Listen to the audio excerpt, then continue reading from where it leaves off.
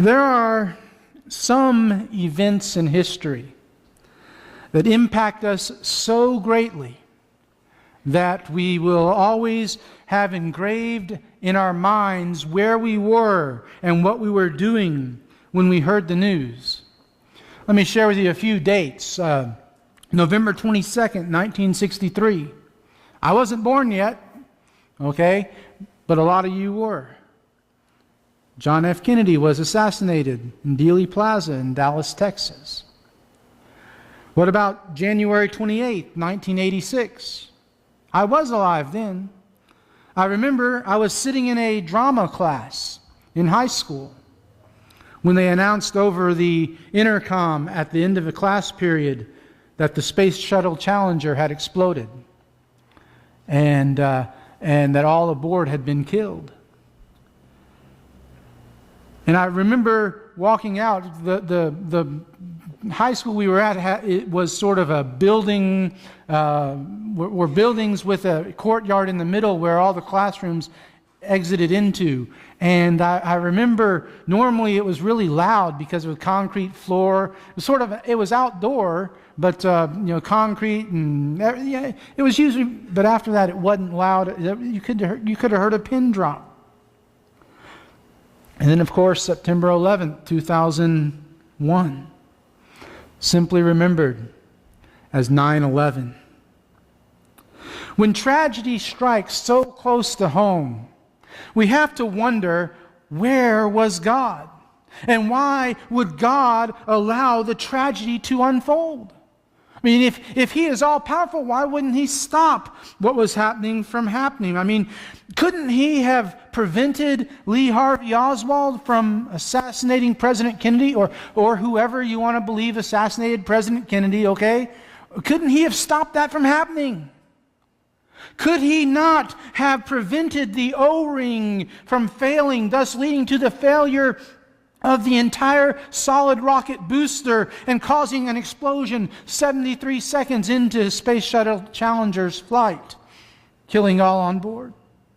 Couldn't He have stopped the hijackers on 9/11? Maybe a traffic jam or something so that they missed their flights or something. Couldn't He have done something to prevent the tragedy from unfolding?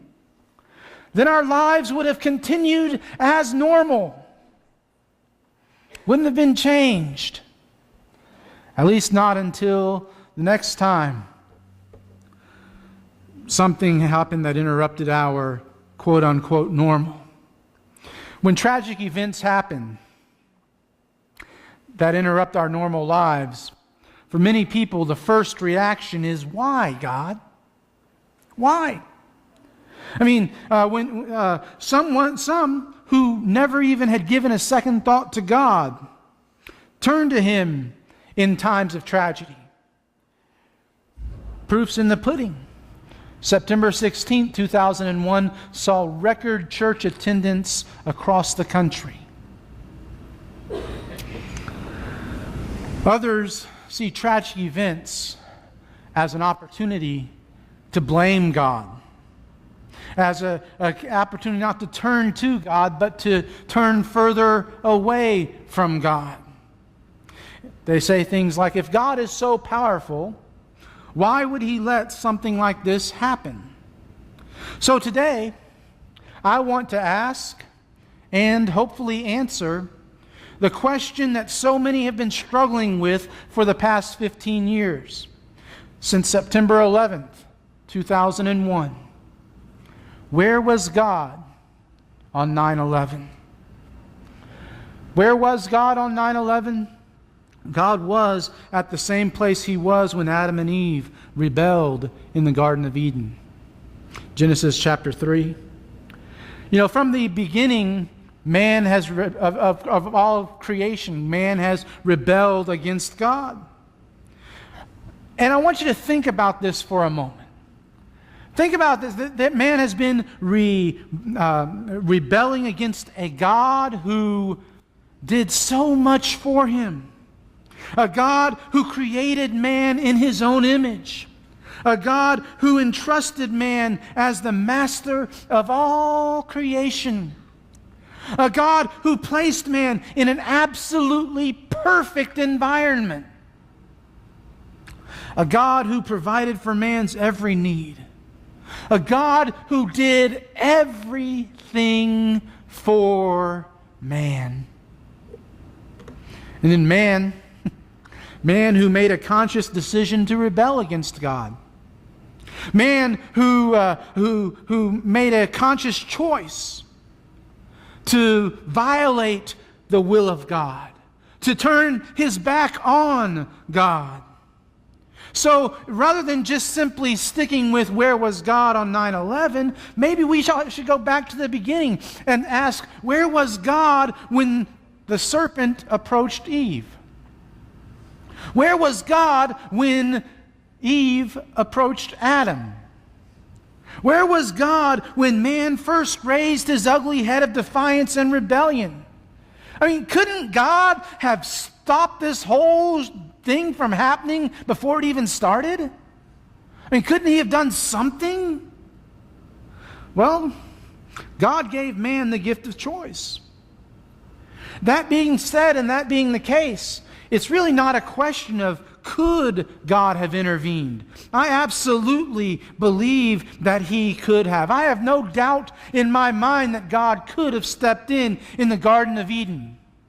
All it would have taken was a couple claps of thunder, maybe a little bit of lightning, and Eve would have straightened up and not listened to the serpent. All he had to do was stop the serpent from talking by not allowing the serpent to talk in the first place, maybe. Maybe that would have solved everything. He could have done so many different things. But that would have violated his design for humanity. Because you see, before he created the world, God created a plan.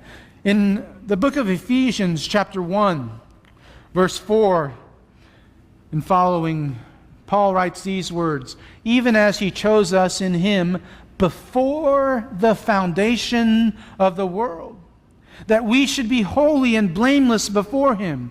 In love, he predestined us for adoption as sons through Jesus Christ, according to the purpose of his will, to the praise of his glorious grace, with which he has blessed us in the beloved. In him we have redemption through his blood, the forgiveness of our trespasses, according to the riches of his grace, which he lavished upon us in all wisdom and insight, making known to us the mystery of his will, according to his purpose, which he set forth in Christ, as a plan for the fullness of time, to unite all things in him, things in heaven and things on earth." God had a plan. He planned to create man in his own image, in his own likeness. And he would give man choice. And man would choose disastrously from the get-go. And so, in addition to his plan to create man, God also decided and planned for the redemption of man, the sending of Jesus. Where was God on 9/11?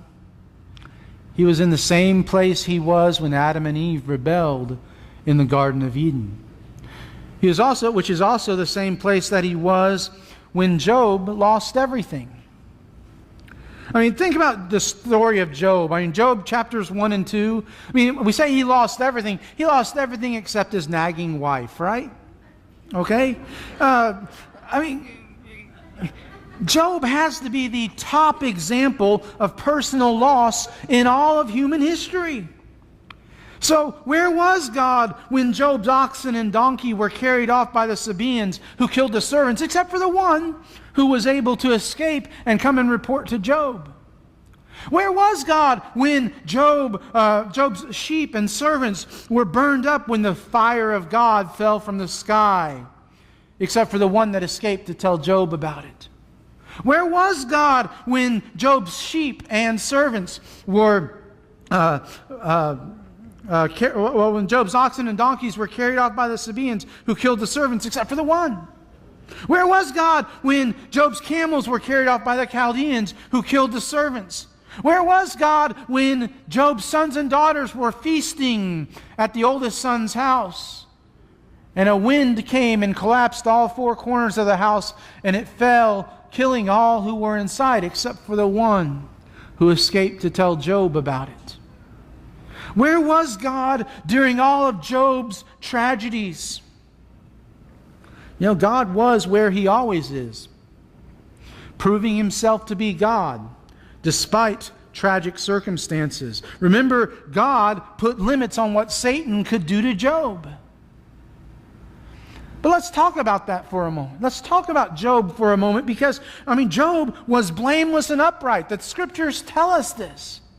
He was blameless and upright. So why would these bad things happen to him if he was blameless and upright? Well, being blameless and upright did not exempt Job from problems.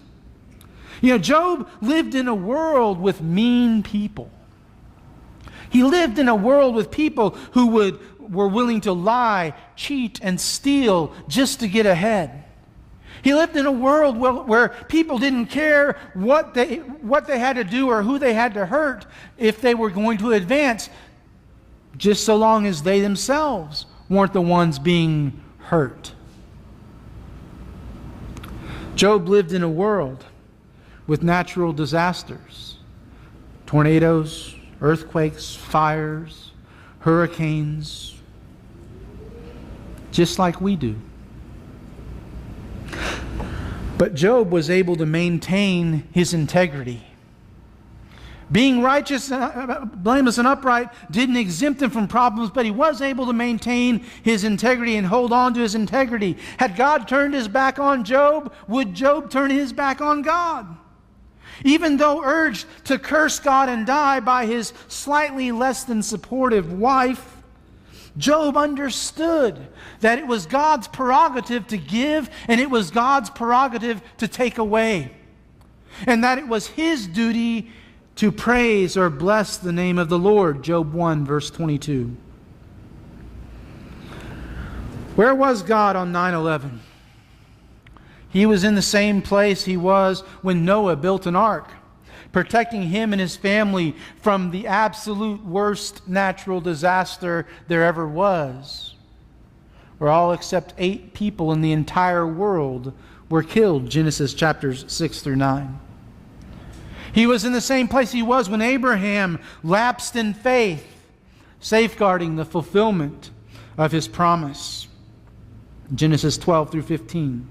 He's in the same place he was when Samson groped about in darkness, but was strengthened in his hour of weakness, Judges 14 through 16. He's in the same place he was when Jonah was swallowed by a great fish, learning that God's way was and is the best way, Jonah chapters 1 through 4. He was in the same place he was when Peter and John were beaten for preaching the gospel, thus being given further opportunities and other opportunities for the sharing of the gospel, Acts chapters 3 through 5. He's in the same place he was when Stephen was arrested, tried, and unlawfully executed, in Acts chapters 7 and 8. He was in the same place he was when James, the brother of John, was put to death with a sword by Herod, Acts chapter 12, verse 2. He's in the same place he was when Paul was being stoned, persecuted, shipwrecked, and imprisoned, Acts 14 through 18. Yet through all of those trials, all of those tragedies, Paul was able to know with complete assurance that all things work together for the good of those who have been called by the Lord, by God, and who love God and are called according to His purpose, Romans 8:28. And the list just goes on and on. But maybe the greatest insight into the heart of God when tragedies strike, tragedies like 9/11, tragedies like and many others since then, is to know that on 9/11, God was in the same place he was when Jesus hung on the cross. Matthew 27, Mark 15, Luke 23, and John 19 all tell about Jesus on the cross. You know, this was the greatest tragedy in all of history.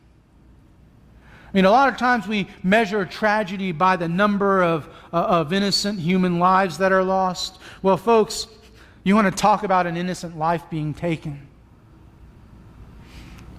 Romans 3:23 tells us, "For all have sinned and fall short of the glory of God." All except for Jesus. Jesus had absolutely no sin. He is, was, and always will be the only truly innocent life to have ever lived on this earth. Yes, 2 Corinthians 5:21 says, "God made him who had no sin to become sin for us, so that in him we might become the righteousness of God." I'm going to talk about the horror, talk about the agony, talk about the pain that was experienced. Not just physical, the crown of thorns, the beating he endured, his hands and feet being nailed to the cross, the other things that went along with the crucifixion process. It wasn't just about that physical pain, but what about the emotional pain? I mean, the sins of the world, the sins committed by everyone who ever had lived, was living, or ever would live, including me and you. The sins of the world were on his perfect, sinless shoulders. I don't believe for 1 minute, even 1 second, that God was sitting idle and helpless as Jesus hung on the cross.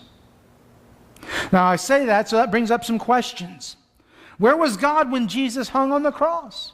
Where was he? I mean, didn't he know what was going on? Was he truly helpless? He couldn't do anything about it because this was Satan's moment and Satan was in charge and Satan was in control. Well, why didn't God do anything? Couldn't he have prevented it or stopped it? I mean, didn't Jesus just say when he was in the Garden of Gethsemane and was arrested that God would put at his disposal 12 legions of angels? Where were they? Don't we sing the song, "He could have called 10,000 angels to destroy the world and set him free"? Where were they? Why didn't they come in? Why didn't they come to his rescue? Didn't God care? And really, that question is at the heart of all of these other questions. And it's at the heart of our question for this morning. Didn't God care? Didn't God care about what the assassination of John F. Kennedy would do to our nation?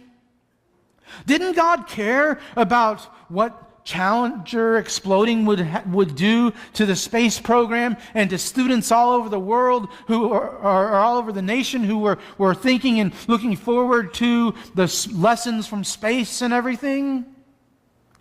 Didn't God care on 9/11?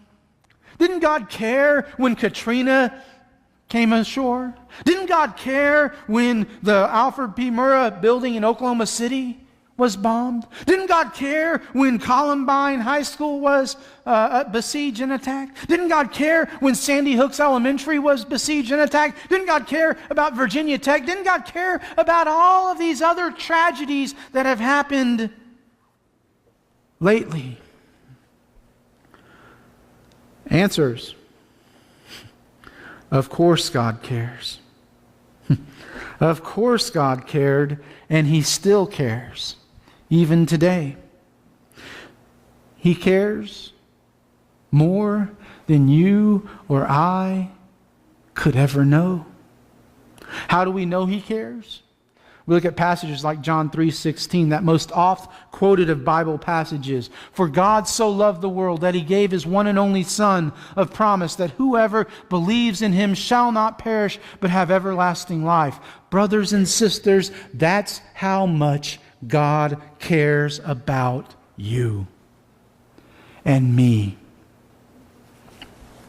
and all of humanity. On the cross, God used the schemes of wicked hearts to bring about the redemption of mankind. But where was God September 11th, 2001? He is in the same place He has always been since before the beginning of time. He is completely in control. Some people still try to blame God for 9/11. They try to blame God for the other tragedies that happened throughout history and since 9/11 and before 9/11. They've blamed Him for all of it. No, God did not cause 9/11, nor any of these other tragedies. But He does comfort those who are affected by it, if they will allow Him to.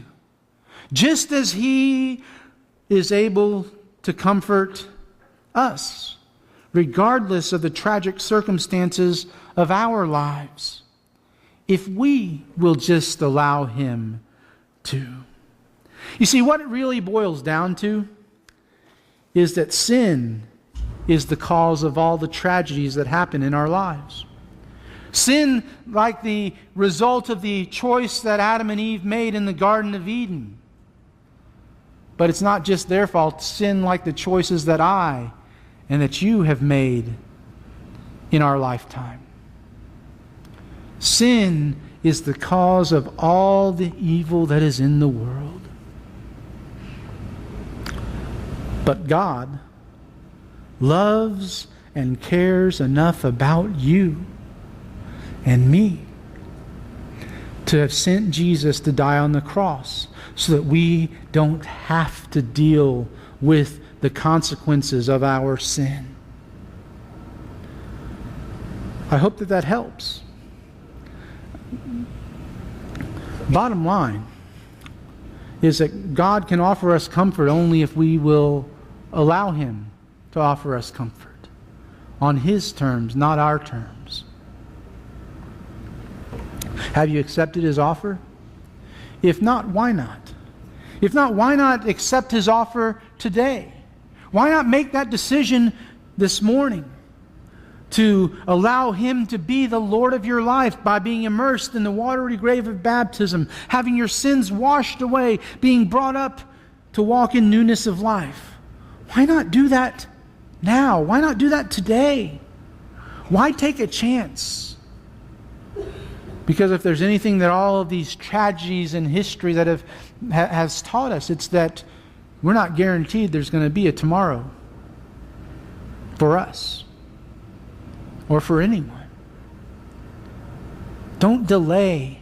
Don't put off doing what you know you need to do to make things right between you and God. And if we can help you to do that this morning in some form or fashion, some way, through a public response, why don't you let us know by coming to the front as we stand and sing together.